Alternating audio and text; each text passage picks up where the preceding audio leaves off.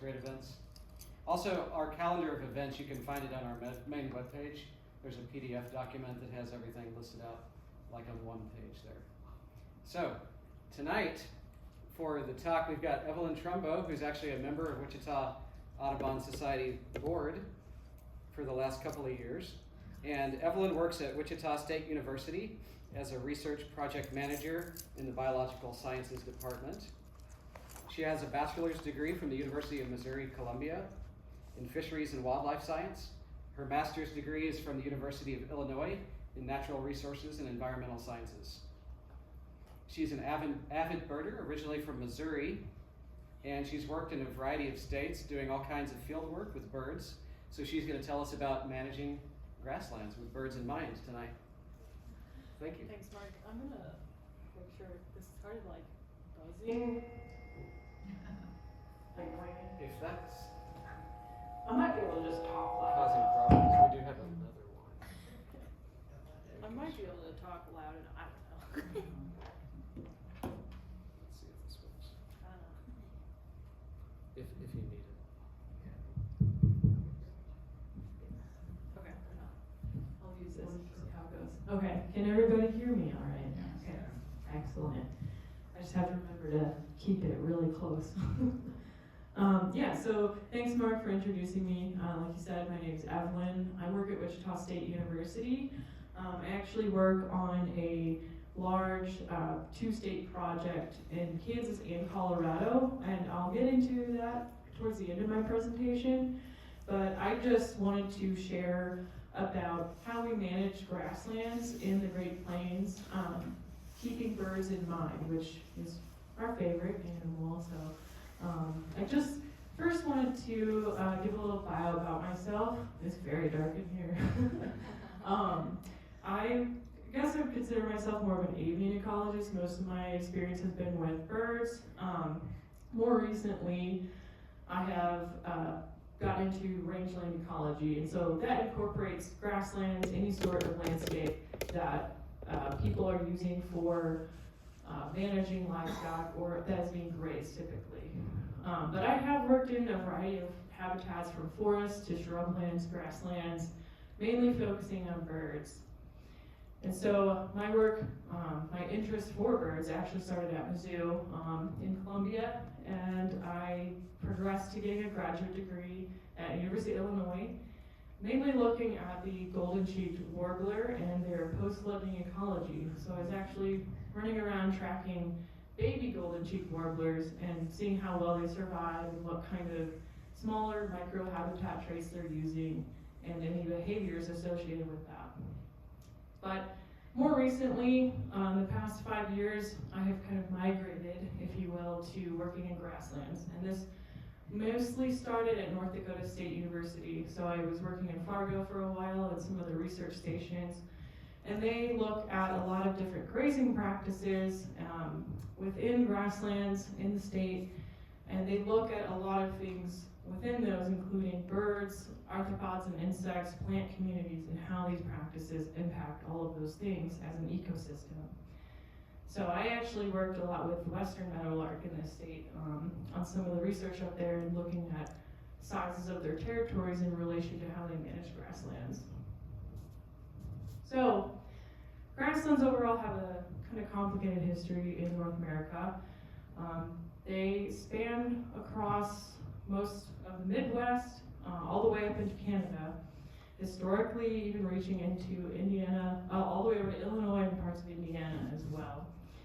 And there are also 3 different types of prairie or grasslands you can find within this region, consisting of the tall grass prairie out here in the east, transitioning to a mixed grass prairie in the middle, which then turns into your short grass prairie out west. And a lot of these plant communities throughout these prairies are dictated by your mean annual precipitation, how much rain you're getting on a yearly basis. So when you look at these maps of historic precipitation, going from east to west, you're getting a lot of rain to very little rain. And that impacts the plant communities that can survive in these areas and that are adapted to these places. On top of that, we have an interesting disturbance history that occurred within all of these prairies. Namely, we had this interaction between grazers, large grazers such as bison, and periodic fire that happened on the landscape. And these interacted to maintain this, what we call heterogeneity, or this variable structure and plant species composition across the landscape. So the more recently disturbed or grazed or burned an area is on the left side here, the more sparse and short vegetation you have.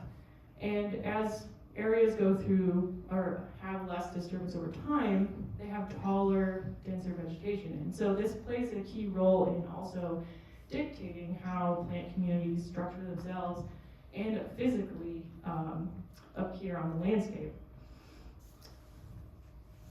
And so we get these unique systems across all the types of prairie, where you have areas of short, sparse vegetation.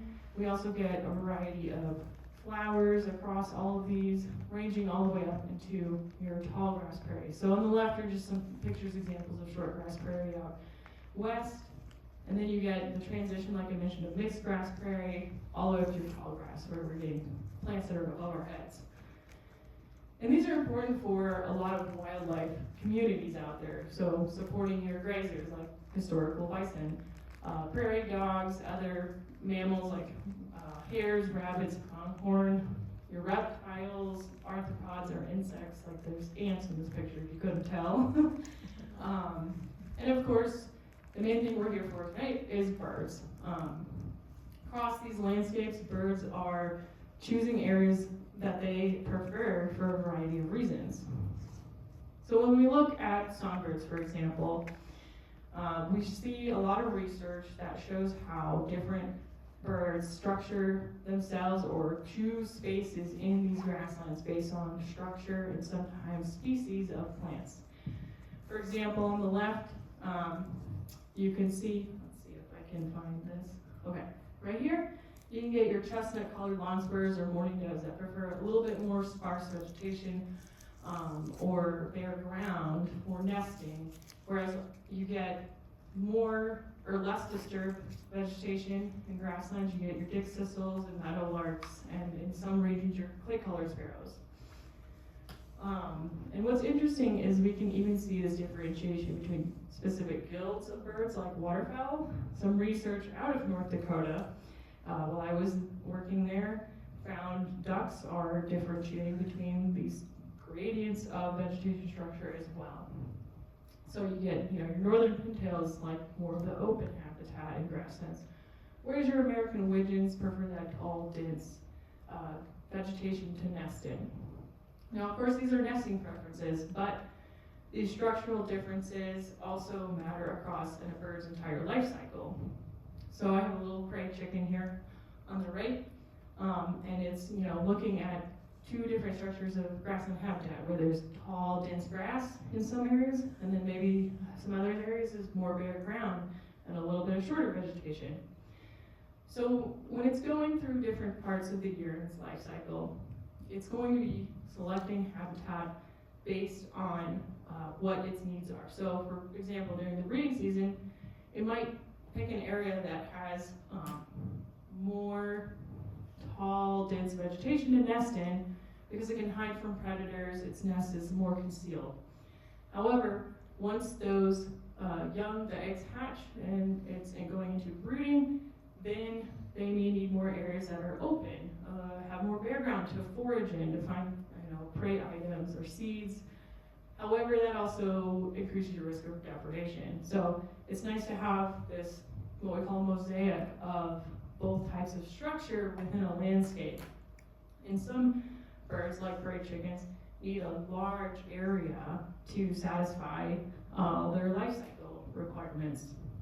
So we have to think about, what's good for nesting and what is good for movement and foraging across a whole year. And so with that, we have a lot of challenges currently that grasslands face, mainly land conversion. In the past, about 15 years or so, A lot of grasslands have been converted to agricultural land, whether it's row crop or strictly haying.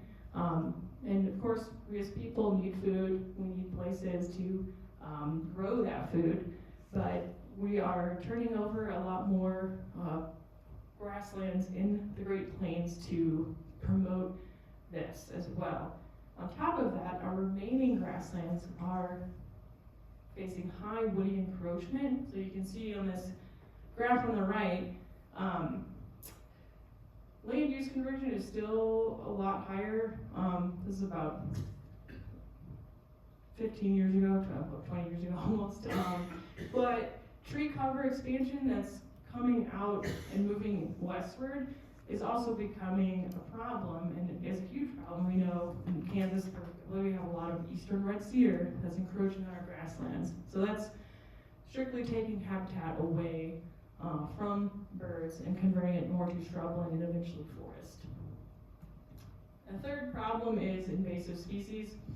So, and specifically non-native invasive species as well, and I'll get into some of those in a little bit, but they're eventually just kind of homogenizing some of our grasslands. So, within land use changes, we have, a nice pristine prairie that gets tilled under and then is planted to one species. And so these directly are taking away habitat from grassland birds that prefer a variety of plant species. Makes sense. However, we can also see that in some of our pastures and hay lands as well, where they might be tilled and planted to a specific one or two species just to maximize forage output for livestock, or to be a more bulky hay for feeding livestock again. So again, monocultures of just a single plant species really takes away from bird habitat.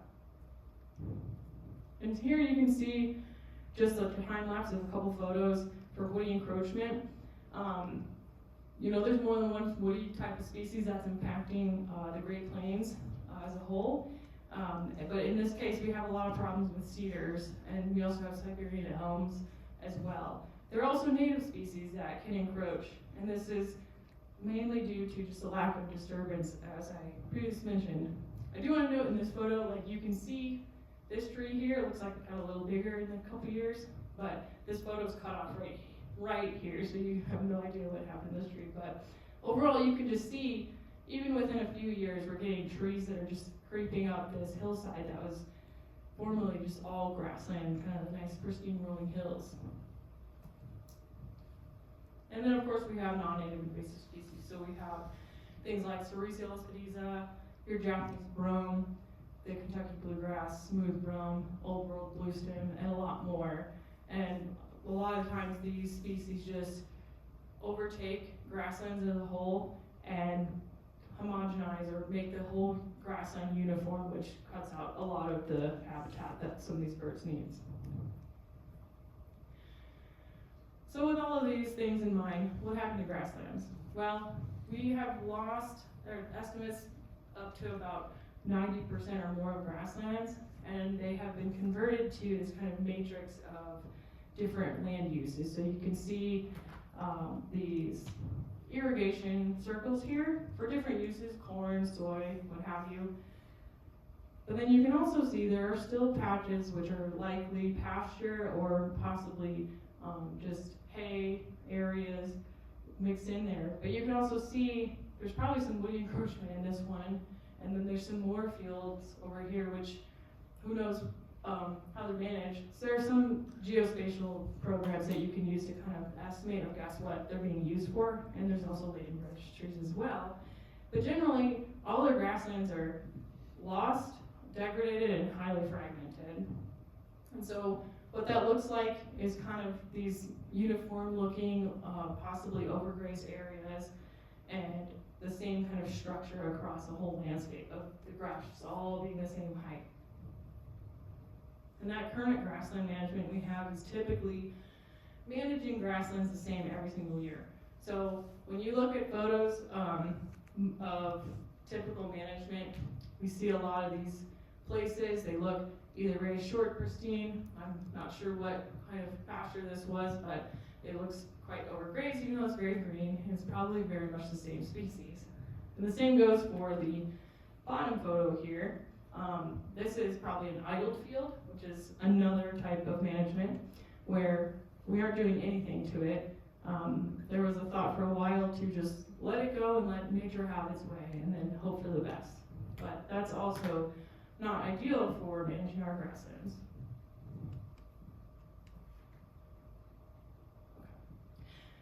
So over time, without these large herds of grazers like bison and without periodic fire in the landscape, we have introduced more cattle, like strict cattle grazing, to manage grasslands at a moderate level and uniform across landscapes. And we've also either suppressed or altered fire regimes, so not the same kind of fire patterns across the landscape. And that has resulted in this kind of homogeneous, uniform-looking grassland landscape that doesn't support the broad suite of birds across the structural gradient, if you will. So this, of course, has led to grassland bird declines, and you can look up tons of papers anywhere. There's books on specific species, groups of species, just the loss of bird diversity. And a big paper that came out in 2019 even showed that the suite of birds that were the fastest declining are actually grassland birds down here at the bottom of the tan. And so what do we need to do to help grassland birds recover? Well, a lot of our grasslands are owned by private landowners, so we have to incorporate some sort of conservation into those working landscapes or rangelands where people are working cattle or using it for hay. And the main way to do this is just to restore some sort of variability across those pastures or fields, whatever landscape they have, and to recreate sorts of disturbance regimes. So whether that be through prescribed burns, different types of grazing practices, or a combination of both, or even haying in different conservation-minded methods. Doing this will help restore that gradient back into the grassland landscapes and ultimately have this patchy strategy to restore all the birds that we once had across the whole gradient. Okay, so I'm just going to talk about a few conservation-based techniques that people can use in grasslands that are mainly used for production, whether that's livestock or hay. So the first methods I'll talk about are conservation-based grazing. I'm sure some of you have heard of it, but patchwork grazing is a very popular method that is trying to be implemented in more areas. It more replicates what historically happened on grassland landscapes, where you're taking a whole pasture, you're dividing it up into these kind of patches. You're not actually fencing it, but you're burning a patch in 1 year and letting the rest grow. That burned patch is where cattle are attracted to because that fresh growth, cattle really love to eat that, so they'll focus grazing on that for a summer. And then in the next year, you burn a different patch, and the cattle will gravitate towards that patch and graze it more often. And so it kind of rotates this regrowth and rested areas, so you have this gradient of vegetation from short, sparse, and more tall, dense. And so that can support that gradient, that full spectrum of birds out on those pastures. Now, when there are areas where people don't want to use fire, you can't use fire, a lot of folks use rotational grazing. However, rotational grazing is often used pretty uniformly, so they'll be grazing one patch to a certain degree, move cattle to the next patch, and do it to the same degree. So you're still getting the same kind of uniform structure. But it can be better than nothing, and I think any sort of addition with this is good. We can, however, modify this rotational grazing so that we're getting more of that gradient within a full season. So when I was in North Dakota, we had this system, it's called MTOR for short, it's called Modified Twice Over Rest Rotation Grazing. But basically, you kind of divide your pasture up into 4 or whatever units you can, and you rotate your cattle through those patches at different degrees or different times. So they'll lightly graze one of those, but the next one they'll graze a little heavier, and the next one more heavy. So you get differing degrees of disappearance, they call it, or vegetation that just is used by the cattle. And so again, kind of getting into that gradient of vegetation within a landscape. And in North Dakota, they were doing it twice. So the cattle rotate through once, and then they rotate through again. It's a lot of moving cattle. And so we have some results here. My fiance actually worked on some of this data, but this top figure, the top row here, is vegetation density, so how tall it is and how dense it is. And then we have the treatments for each of these pastures. So arrested means it's not grazed at all during the summer. And then this moderate is about 20 to 40% used by cattle, so they're eating that much of the vegetation. This is full is about 40 to 60%, and heavy is more than 60% foraged by cattle. So you can see up here with the vegetation density, this was a drought year, so we kind of didn't see much difference. But when you have normal precipitation years, you can see in the rested all the way up to the highest intensity grazing, we're getting, this gradient of vegetation height. So that's kind of the goal, and that can support the bird communities across that whole gradient again. And litter depth here is another metric which is interesting because as cattle graze in one year, the next year is going to have less litter because there's less grass to fall down and die, because they're taking it all up. So in your rested pastures, the year prior, they were grazed heavily, so we don't see as much litter depth in the rested pastures each year. But the rested pastures in the next year are grazed to a moderate level, so because they had a year of rest, you can see a lot more litter depth in here. And litter depth is important to a lot of birds because they use it for nesting and hiding their nests. So that's just another important metric a lot of folks use for looking at how birds use these pastures. Now, this is used with permanent fencing. Some new technology that's being more utilized is actually using virtual fencing. So think like electric dog collar on a cow. You're able to use their software to delineate these fences, virtual fences, if you will, where cattle can move. And then they're using it on these large-scale ranches to help guide them around to get that kind of variable structure across their whole landscapes. And this is pretty useful, so you can move your cattle all over the place. It takes some training for them to get used to what the collar is doing and what it means. But there's also some interesting applications where people are using virtual fencing to make these narrow strips to create fire breaks by heavily grazing areas almost down to like mineral soil, and then burning within those areas where the cattle are not. But so there's just interesting uses for the virtual fencing, and this also has some preliminary results from another researcher at North Dakota State, where we're seeing the same kind of vegetation density. So your rested pastures, remember, were grazed heavily prior, so you get this gradient of, kind of middle ground vegetation height and low vegetation height, and then your highest here. So you're getting, again, a kind of structural gradient you plant for birds. One more technique to think about is conservation-based haying.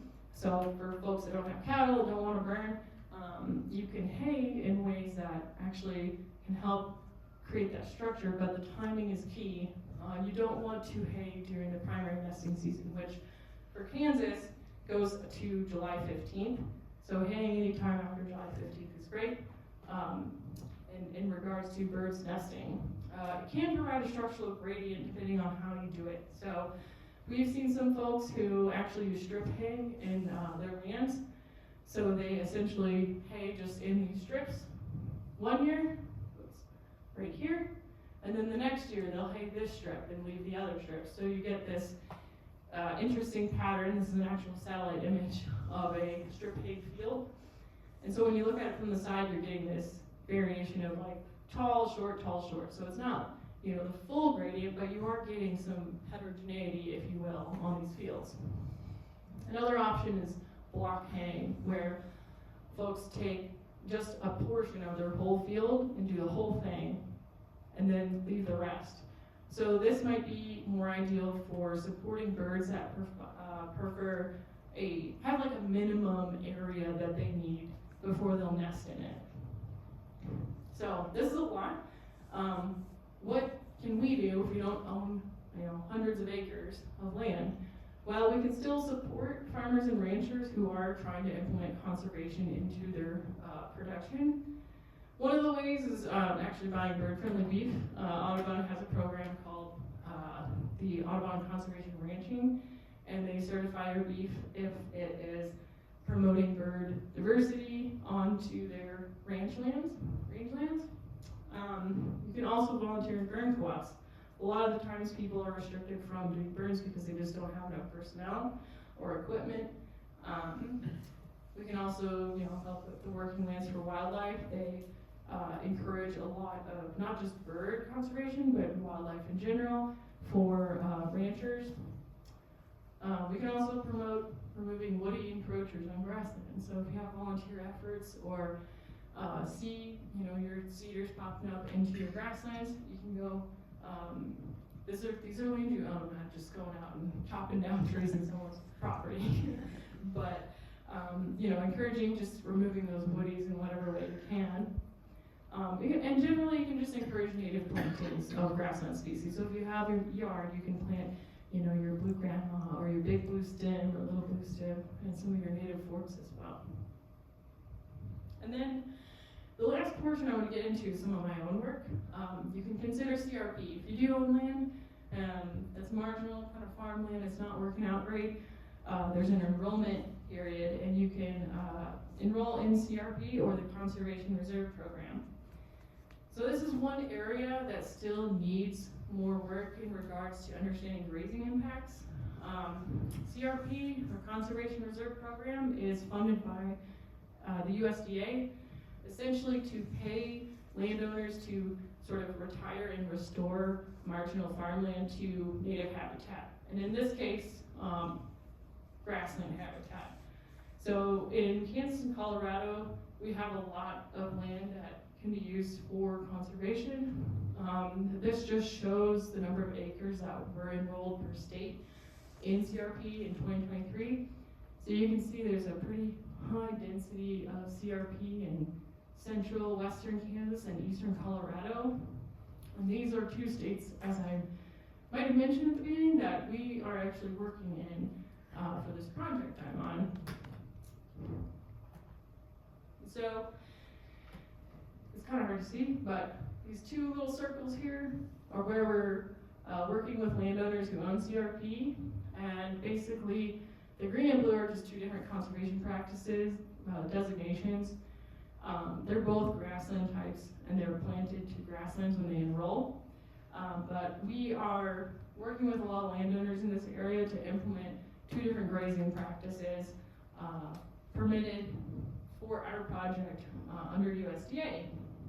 And so, a lot of information just here, but basically we have three treatments. So we have to have a control of CRP fields that aren't grazed, and then we are comparing it to two different grazing practices. Season-long, kind of typical lower stock grazing rate. So cattle are put out 5 to 6 months during the growing season, and they're just kind of let to do whatever. And then our third treatment is what we're calling a partial season grazing. So cattle are let out 3 months of the growing season, and they're also putting out a higher stocking rate, so double what you would normally do during that period. So we get a little bit more intensive grazing, but for a shorter time period. So the first year of the project, they do this in the early half of the season, so about May to mid-July. In the second year, they're going to be, this year, we're going to be putting out cattle mid-July, late July, and going through October. And the next year, we'll be resting those pastures to make sure we're not doing any damage, like irreparable damage to the CRP, since we haven't had this much grazing in CRP typically throughout its the lifetime of the program.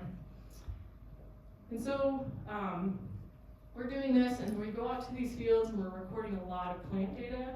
So I know I'm an avian ecologist, but I work for a plant ecologist, so all the results we have are looking at plants. But a lot of this is important because we're trying to see how this kind of structural variation can support birds and other wildlife in the long run. So Gavin Page is one of our graduate students here. He's using what we call as a pasture meter. Maybe some people have heard of it, but essentially it's a falling disc, and you let it go loosely to see how much it compresses vegetation, and you record the height. And so within our fields, we have this big rectangle. It's about 6 hectares, and we take 176 sample points all the way across. So these are 20 by 20 meter squared areas. And so we get these height measurements across this whole area, and we're using one to represent each pixel. But you can see these red areas are higher vegetation height, and these blue areas are the lower vegetation height. The X's just kind of indicate where there's woody species present, and that kind of biases the height because it doesn't really compress at all. But so 2024, this is before there was any grazing on the field. This is just one example. And then in 2025, it was grazed, and we can see overall our vegetation height generally just decreased, but we do see a little bit more variability in some of these areas. So this is a little higher, then we get some pretty low vegetation. And so this is kind of preliminary. Gavin's going to be defending his results this semester at WSU, but he's kind of digging into how these compare across the 2 years and how that influences heterogeneity at different scales, small to large.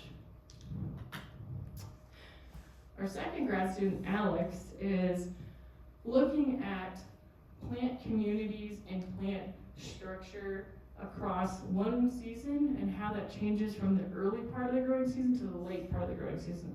So this is a little more complicated at the moment because of Kansas, which I'll get into.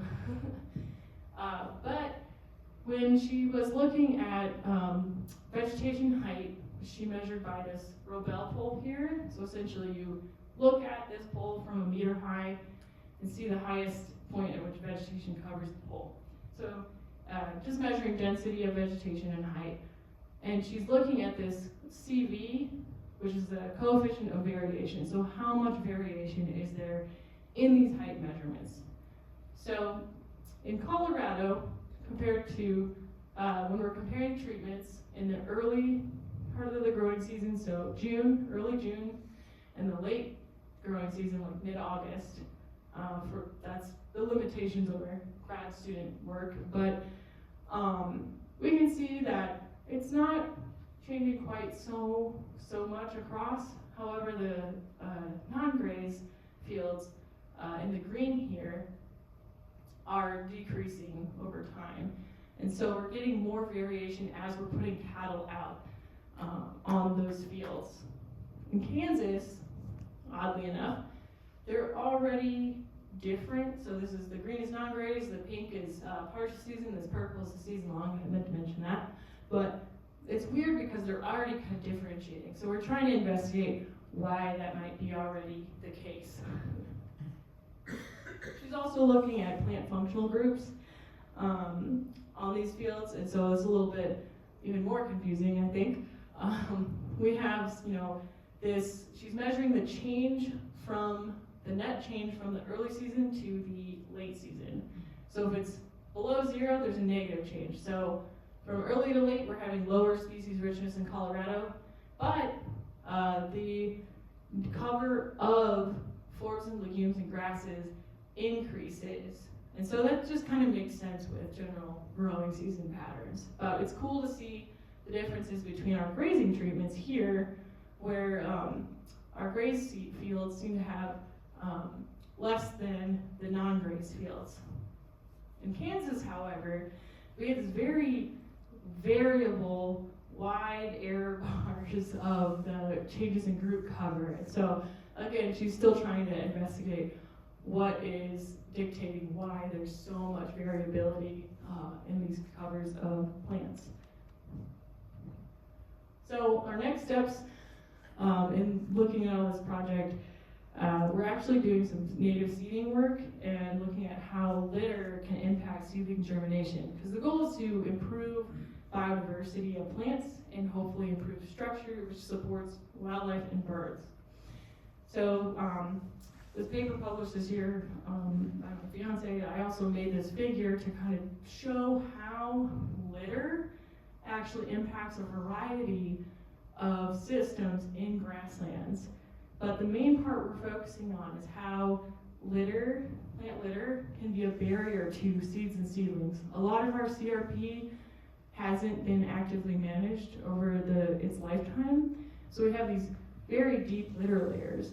So we're going out and spreading a bunch of different native species, they're all forbs or wildflowers, into these areas, and we're seeing how germination rates differ across the grazing practices. And the thought is that different amounts of grazing can alleviate or get rid of some of the dominant grasses and allow more sunlight to the ground and less litter to accumulate over time.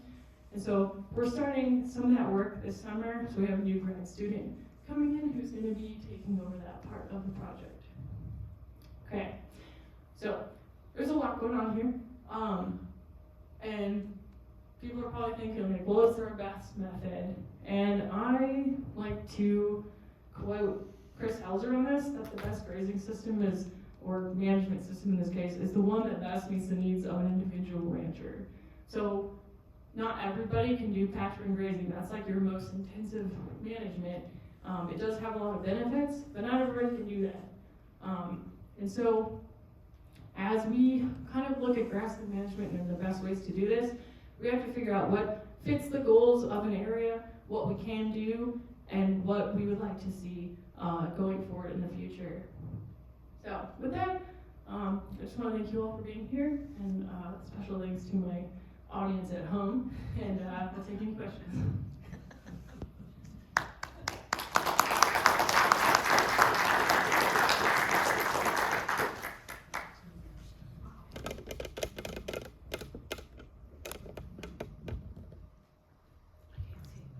So I always understood that CRP couldn't be grazed, so they have a special permission to do that? Yeah, I couldn't, yeah. So we have, typically, the only grazing allowance is during emergency drought situations, and there's pretty strict rules about when and how many cattle you can put out.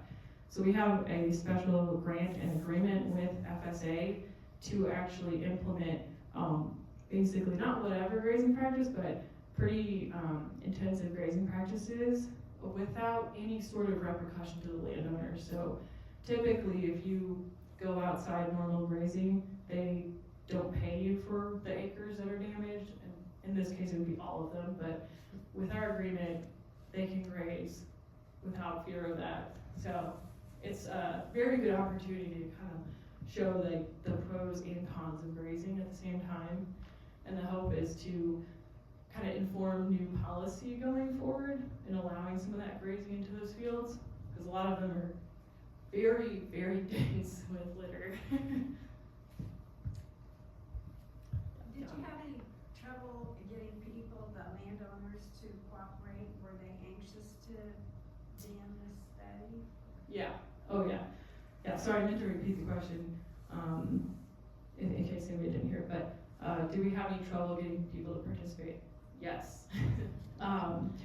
The big issues are a lot of people don't have fence around their CRP, they don't have a water source on their CRP, or they don't like the grazing stocking rate that we get.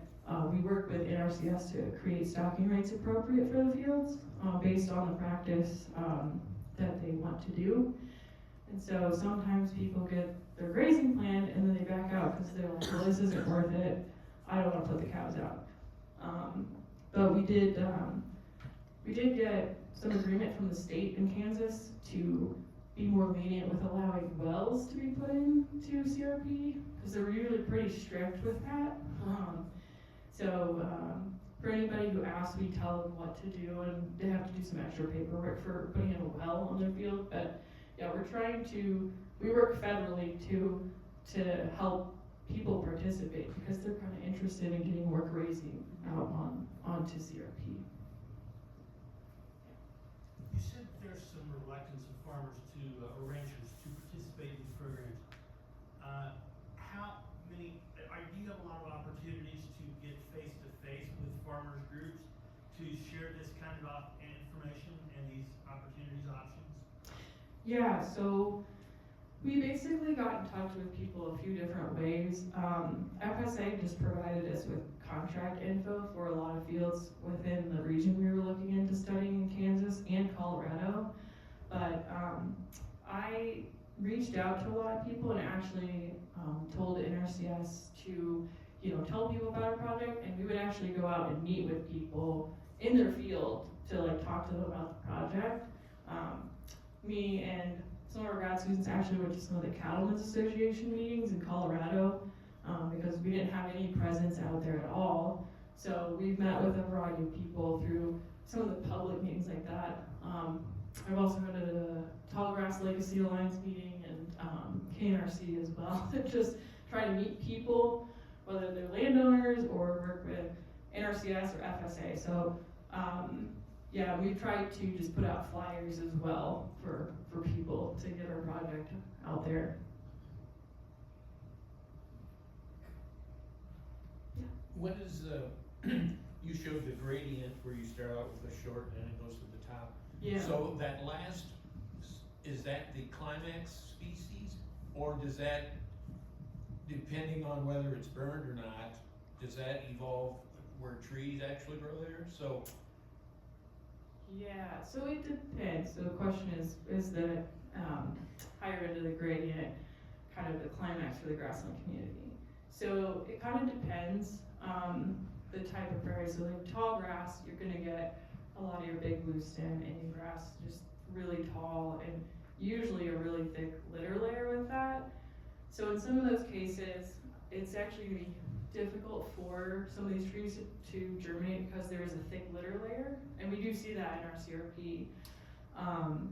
It's areas that typically have some kind of disturbance, but then are left, so then trees from adjacent areas, seeds carried by birds, actually start to grow. So sometimes with some disturbances, you can actually see some trees sprout. And so that's just kind of a general issue of just the landscape that we have now. So yeah, when you have woody species and you're trying to keep them out, it's like it's best to keep some sort of disturbance, like fire grazing, something going into that field pretty regularly. So originally the Indians would have burned the prairie. Mm-hmm. Did the buffalo contribute to that? Do they kill or slow down tree growth, or?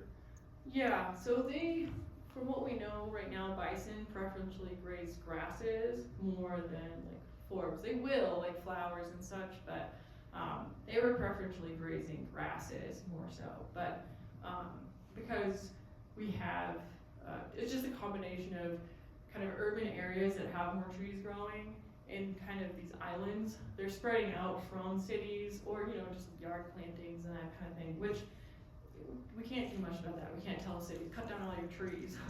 But, yeah, so, and historically, those burns would have done wider swaths of prairie than what we can now do. And so, that kept out a lot of woody species, except for, ravines or near creeks and stuff, which is more natural.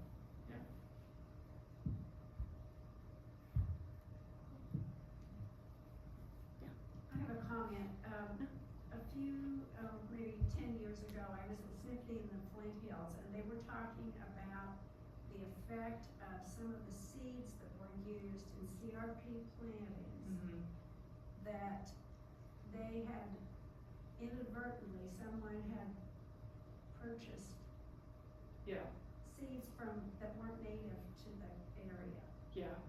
they talked about a 4-county area, and one of them was my home county, where they had used native seeds, and that's where there is just a huge population of lesser prairie chickens. Did Yeah. this, yeah, you were in the Great Bend area, Yeah. as I understood from that map. Yeah. Would that have any bearing on what you were doing? Yeah, so in the areas we're working in, so the question was about different seed plantings from things that weren't native to the area and how that affects prairie chickens. But yeah, so in the fields we're working in, we don't have any prairie chickens at all, and especially in Colorado, because of the federal listings and complications with that, and the fear of grazing impacting prairie chickens negatively, we avoided some of that core habitat for prairie chickens because we didn't want the additional complications and negative issues with prairie chickens. So yeah, in regards to the plantings, it could be that they're planting, or they had planted things that grow up fast and make really dense habitat, especially for nesting prairie chickens. And then that balance with areas that aren't quite so dense for brood rearing. And I know a lot of prior plantings from NRCS, in some cases, in some counties, they did actually encourage planting non-native species of grass. And so there's some like legacy effects of that we can see in some CRP where we have like really dense stands of Johnson grass or other species as well. So yeah, if a lot of times some birds will preferentially choose just what the structure is of the plant, regardless of if it's native or not. And within our CRP work, we also see a lot of birds, particularly dickcissels, nesting in Sericea lespedeza preferentially over other things. So we're not sure why. There might be some sort of structural thing to Sericea lespedeza that they like over some of the natives, but it's something our grad student Sarah, who works with Bill Jensen at Emporia, they're looking into. It's very weird why they do that.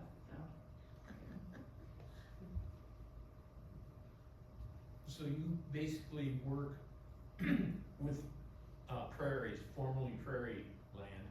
What about, have you done anything with like farmland like Iowa, Ohio, and maybe even the circles in western Kansas that are irrigated? Or do they rotate their crops in the circles, or do they just pump fertilizer into it? Yeah, so the question's about like different land in different states, and then like irrigation and crops for CRP. So for our project, we have a minimum size requirement for acreage to be able to fit in the sample area. However, we have some colleagues at Iowa State who are doing an iteration of this project in Iowa CRP. And Iowa does not have as much CRP in the size that Kansas does. So a lot of their CRP is those corner pieces of irrigation circles when they're only like 9 to 10 acres at best. And so they're still studying how just putting even a couple cows out on those can impact plant communities and bird communities. That research is kind of up and coming, so we haven't gotten any updates yet. They started, I think, 2024. We've been working on this since 2022. So there's a lot of startup to it, but yeah. And then, well, the second part of your question was about, did I answer your question? Yes, and then as far as they don't have irrigation up there, and they were starting that, and they were doing burnings and other before, and now all their ditches are instead of being native species as before, now it's all grown grass. Yeah. And even in where the creeks run through in the dredge ditches, it's just solid grown grass. Yeah, yeah. And with smooth brome, particularly, I'm not sure about some of the other brome species, but actual heavy grazing can actually eventually remove or just really decrease brome in grasslands too. That was some of the work we did up in North Dakota, was more grazing by cattle actually removes the brome and allows other species to germinate and establish in those grasslands. So it could be a combination of there's just nothing to disturb the brome, so it's just, you know, inundating even just the buffer strips of grasslands that are left. I remember many, many years ago when I was treasurer, which Audubon, we had some CRP down at Chaplin Nature Center, and I don't remember what we had to do, but I don't remember anything really being done. But I remember we got a couple $1,000 or something, we depended on getting that money. Yeah. And I can't remember how many years it was for, but then it was, Yeah. you know, Well, it went on for a long time. Yeah. you know. Yeah, the contracts are like 10 to 15 years now, and now they're getting a little bit better about that mid-contract maintenance, but sometimes it's pretty minimal, so they'll just say, oh, just take out those Siberian elms, and then a lot of folks are, you know, what do they call them, absentee landowners, they don't do anything else with their field. And some people highly manage it, and they're doing like patch burning, just burning on their fields. And so those are interesting ones too to see. Yeah, I think it's slowly getting better, although the payments are not. And a lot of people are not continuing their enrollment for CRP and just finding it more financially better to just graze it on their own without CRP involved. Well, there were several years where they were fighting over the farm bill, Yeah, and that's Yeah. when our CRP lapsed, and Okay. we couldn't get back in. yeah, that's another issue, is right now we have an extension, but Yeah. it's nothing.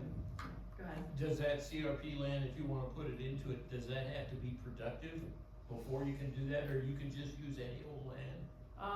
Typically, in the past, they've wanted old, like, prior farmland, but, there's a lot of criteria now. They go through a long checklist of, you know, they're scoring, you know, the soil erosion, score, they're looking at drainage, they're looking at plant communities and kind of ease of how you could restore that. Typically, a lot of people, if they have a productive piece of land, they don't put it in. It's the kind of crappy, like, I get They no don't. corn off this. Well, that was the point of it, Yeah. wasn't it, to keep them from farming Yeah. substandard land. Mm-hmm. Yeah, and particularly for soil erosion, because the, you know, Dust Bowl fear afterwards. This program started in, I think, '85, and so people were really gung ho about it. But now payments are not enough to keep people interested, even if it's marginal, because they're still get more money to farm it.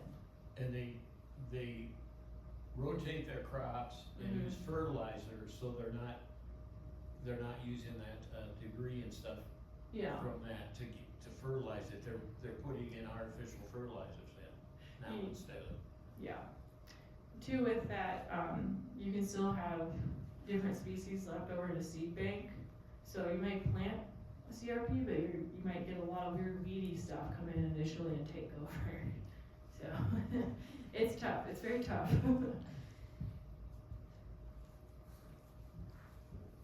have one. Yeah. With these different grazing practices, just in general, is it difficult to convince people to want to do that due to the economics of it?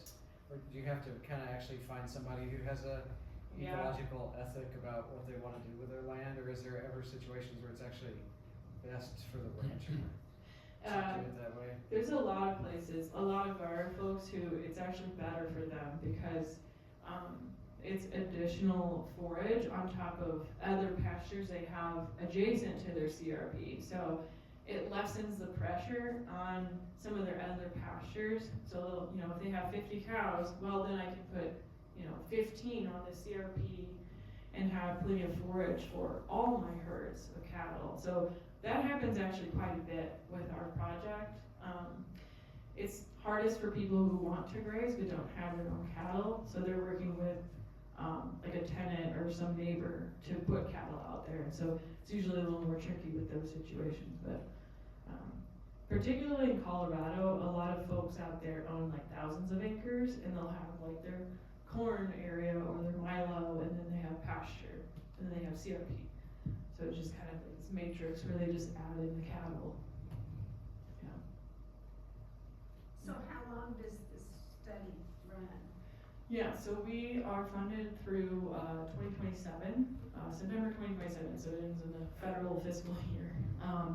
But we do have a no-cost extension through 2028, so we're hoping to do some kind of post-grazing monitoring on these fields to see how things change. Yeah.